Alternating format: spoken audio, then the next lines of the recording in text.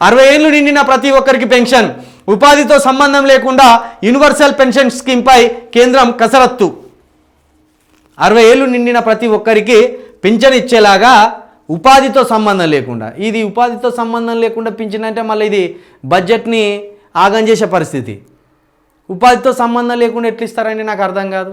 ఇప్పుడు వాడు కోటాను కోట్లకు పడగలు ఎత్తుంటాడు, గవర్నమెంట్ జాబర్స్ ఉంటారు, వాళ్ళు రిటైర్ అయినాక వాళ్ళకి పెన్షన్ వస్తుంది. మళ్ళీ పెన్షన్ వచ్చేటానికి మళ్ళీ కేంద్ర ప్రభుత్వం పెన్షన్ ఇవ్వడం ఏంది? మరి ఏ రాసుకరావడం తప్పు రాసుకొచ్చిందా, నిజంగా కేంద్రం ఆలోచన అట్లున్నదా? ఇలా సాఫ్ట్వేర్ జాబర్లు ఉంటారు, ఒకనికి 10 ఎకరాల భూమి ఉంటుంది, ఇంకొకనికి 20 ఎకరాల భూమి ఉంటుంది, ఒకనికి వ్యాపారాలు ఉంటాయి, వాడు కేంద్ర ప్రభుత్వ ఉద్యోగంలో ఉంటాడు, వాడు రాష్ట్ర ప్రభుత్వ ఉద్యోగంలో ఉంటాడు. ఇట్లా ఉద్యోగాలు ఉన్న వాళ్ళకు లేని వాళ్ళకి అందరికి ఇచ్చుకుంటూ పోతే బడ్జెట్ ఒట్టిగానే ఆగమైపోయి మొత్తం ఆగం కావాలా?